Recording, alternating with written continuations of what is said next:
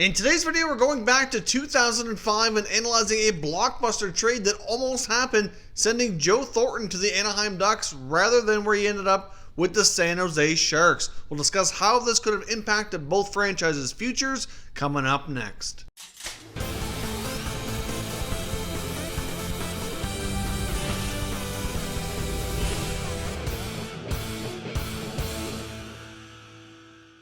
So welcome back to another video here at Top Shelf Hockey. As I mentioned today, we're discussing an NHL blockbuster trade that almost happened. Obviously, Joe Thornton was involved in a pretty substantial trade. I guess you could probably call that one a blockbuster as well, between the Boston Bruins and the San Jose Sharks back in 2005. Ultimately, the Bruins had selected Thornton first overall. He had some solid days with the Boston Bruins, became captain. Of course, he was a young player. At that time, the Boston Bruins were having their struggles, especially getting any playoff success, and the Bruins decided to head in a different direction. They thought it was best for the franchise if Joe Thornton get a fresh start somewhere else, and if they get a fresh start away from him, kind of go through a bit of a rebuild and kind of move on. And they ended up obviously dealing Thornton to the San Jose Sharks, where he's played for so many years ever since and still remains to this day. But what we found out recently is former GM of the Anaheim Ducks, Burke, who's now an analyst with Sportsnet, discussing a lot of stories recently between his appearances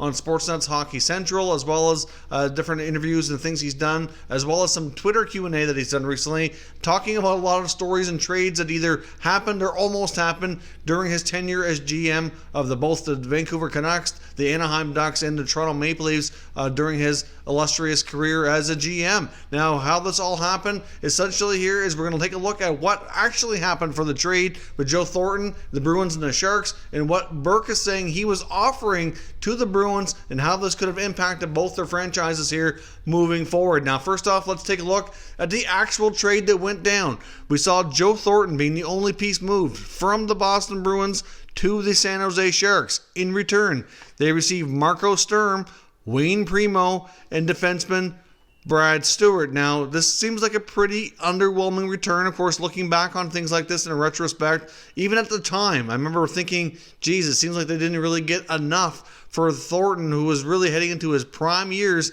and was really destined to be such a top player. I mean, even the first year that he was in San Jose, like during that first season where he was traded partway through, he ended up putting up some awesome numbers, winning the Hart Trophy, was the league's top player. Certainly seemed like a bit of a steal for San Jose at the time. Now, of course, no disrespect to any of the guys that went from the Sharks to the Bruins. Marco Sturm did have some decent years. He was a proven, middle six type of winger that could score at a decent rate. Of course, Brad Stewart came into the NHL very highly regarded as the number 3 overall pick in the 1998 NHL draft. So the Boston Bruins, I think, thought that they were getting a more highly regarded defenseman who was starting off his career pretty solid in San Jose, but certainly I don't think really lived up to expectations considering how high he was drafted. And of course, Wayne Primo as well, the younger brother of Keith Primo, who for the most part was a bottom 6 guy, a guy who could play physical, who could fight a little bit, be a grinder for teams. He certainly carved out himself a decent NHL career, but not really, a major impact player by any means. Now, Stewart and Primo, of course, didn't stay in Boston too long. Primo and Stewart were both involved in a trade from the Bruins to the Calgary Flames. Let's take a look at how that deal went down. About 100 games each for each player with the organization. Brad Stewart played 104 games, putting up 17 goals and 31 assists for 48 points, where Primo played 101 games and put up 29 points. Those two players were involved in a trade from the Bruins to the Flames, and along with a 4th-round pick, which became TJ Brodie for Calgary in exchange for Andrew Ference and Chuck Kobasu. Now, that's a decent deal for the Bruins. It's certainly a little bit better than the Thornton trade for sure. But obviously, moving those two guys along to the Flames with the pick that became Brodie worked out decent for Calgary as well. Andrew Ference ended up playing for the Bruins for about 6 years. Was a very serviceable, decent defenseman. Ended up leaving via free agency to the Oilers after those 6 years. Chuck Kobasu had a couple 20-goal seasons. Certainly was a decent middle 6 winger who could score. But his best years were behind him after a couple of years in Boston, and it kind of started to go downhill and started to fade, and ended up playing out there, a few more years in the NHL before eventually heading over to Europe for a few more years before he retired. So I guess in a way you could say that Thornton was moved for Marco Sturm Andrew Ferentz and Chuck Kobasu, since that's ultimately what the other players became. Now here's where the story starts to get a little bit more interesting, where GM of the Ducks, Brian Burke, says his offer was substantially better, and he was very, very disappointed to find out that he wasn't getting the deal done. By the time the negotiations seemed to be getting further along, it seems as though the Bruins already had an agreement in place with San Jose, and obviously the deal could never take place. But ultimately what Burke told the Bruins was that he wanted to protect who he thought was his top 5 players. After that, they could take player that was ranked as high as number 6 in their opinion, plus a top prospect, plus a first-round pick. So let's take a look at the 2005 and 6 Anaheim Ducks and kind of figure out who these players likely could have been going back to the Bruins. So as you can see on the roster here, it's pretty fair to say that one of the players who you don't see on the screen right now would have been their top goalie, Jean-Sébastien Giguère. Clearly, you would protect your top goalie in that scenario. And if looking at the guys on their roster at this point, their top 2 forwards were Teemu Selanne and Andy McDonald. Obviously, Selanne had an amazing Hall of Fame career. Andy McDonald at that point was a 70 to 80 point producer, playing a lot with Selanne. So certainly you wouldn't want to lose him. And of course, their top 2 defensemen, of course, were Scott Niedermayer, one of the greatest defensemen of his era, and Francois Beauchemin, who was there for a long time on multiple stints, playing big minutes, and it was a very integral piece for them as well. So in my opinion, those are likely the top 5 players that Burke would not want to have included. And if you look at the roster, who could be that 6th player? Well, one good example would be Joffrey Lupul, who was, certainly a productive player at the time, was still relatively young into his NHL career. We saw, he had a solid run with the Maple Leafs. He could have ended up doing that in Boston instead. So certainly Lupul could have been that 6th player that Burke's referring to. And of course, it all makes a lot of sense if he's willing to give up like a top young player or top prospect. If Joe Thornton's coming in as a top young center iceman at the time, that likely could have been Ryan Getzlaf going the other way. Getzlaf was very, very early into his NHL career, was just in the process of establishing himself as a regular NHL player. Obviously, Getzlaf has gone on to become their top number 1 center iceman, their team captain, and has played a similar role for the Ducks that Thornton has in San Jose for many, many years now. Now, Ryan Getzlaf and Corey Perry both were very, new to the NHL, most recently drafted.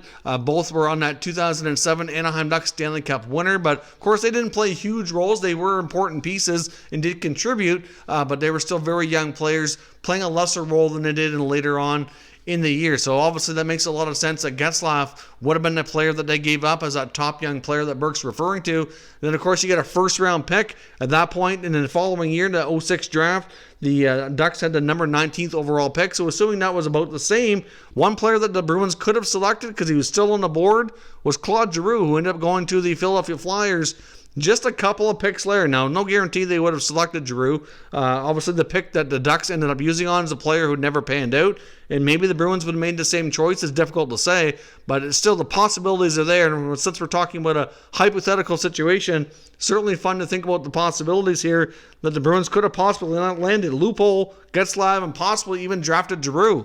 So since the Boston Bruins were struggling getting through the playoffs and battling teams like the Montreal Canadiens and getting ahead in their division, certainly seems like this would have been a major haul in return to helping go along helped that. So comparing what this haul of players could have turned out to be comparing to what they had actually from the Sharks, it goes to say that this was a really bad deal for the Boston Bruins. Obviously trading star players of this caliber, as we've discussed numerous times, is very difficult to win. When you're trading the best player in the trade, it's very, very difficult to come out even or on the positive side of that trade. You quite often don't win those unless you're getting so many pieces back that it's hard to lose. But in this case, they get 3 players who are already NHL eligible, no first round pick included, no top prospect. It's just kind of mind-boggling what the package was in return, that they were that anxious to trade Joe Thornton out of Boston, and that's what they ended up accepting and not talking further with Brian Burke, who was basically trying to scream at them, as we know how loud he can be, to offer him a substantially better package. He was really hot to get Thornton in Anaheim. Obviously, they went on to win the 2007 Stanley Cup without him. But can you imagine Thornton maybe being the frontline center with Teemu Selanne, how lethal that would have been and how much that would have impacted the Ducks beyond 2007? They could have went on to win multiple Stanley Cups over a longer period of time. Certainly could have altered the franchise for the Sharks as well without picking up Thornton. What other moves would Doug Wilson have made? Clearly he's been an aggressive GM his entire tenure. He was a lot younger into his career, a few years into his tenure as GM with the Sharks at the time. So I'm sure that if Thornton wouldn't have been able to be moved there, he would have went big game hunting somewhere else and seeing what else he could do, because he's done that his entire time as a GM in the NHL. But of course, Brian Burke was always pretty aggressive too, and if he could have beat him to this punch, it could have been, like I said, a franchise-altering move for both the Anaheim Ducks and I think the Bruins as well. I mean, the Bruins went on a few years later after going through a few coaches and a bit of a rebuild. They certainly went on to become a much stronger team. And obviously the last decade or more, they've obviously had a ton of success winning the 2011 Stanley Cup. They've had a few other Cup final appearances where they came really close. Some other runs deeper in the playoffs. They've had no shortage of success by any means. But can you imagine if they would have gotten a much better return on this Thornton trade, how much more success they could have had even earlier in those early days, later into the 2000s even, when teams like the Pittsburgh Penguins were winning the Eastern Conference and other teams as well. They could have been the team possibly who really could have dominated that era and become that much more dominant, adding some other players into the mix here, like a Ryan Getzlaf, for example, in return. And instead, if they would have drafted Claude Giroux on top of that, they would have been especially stacked as well. So it goes to show sometimes these trades can be franchise altering, and it can be for many, many years to come. It just really boils down to what the return is. So of course, I'd love to know what your thoughts are on this trade that almost happened. Obviously, it's fair to say I think most people would agree that the Bruins did not really get a great return, but can you imagine if this Boston Bruins and Anaheim Ducks trade would have taken place instead? How many more cups do you think the Bruins could have won, and how many more cups do you think the Ducks could have won? They both could have helped each other out substantially and been the Eastern and Western powerhouses for a lot longer than what they were, and had a lot more success than they actually did, even though they both had pretty solid runs over that period of time already. So let me know your thoughts down in the comments, and we'll continue the conversation. If you're new to the channel, consider subscribing and turning on your notifications so you don't miss any future content, and give this video a thumbs up if you enjoyed it as well. I'd appreciate it if you did. As always, thank you for watching, and I will catch you next time.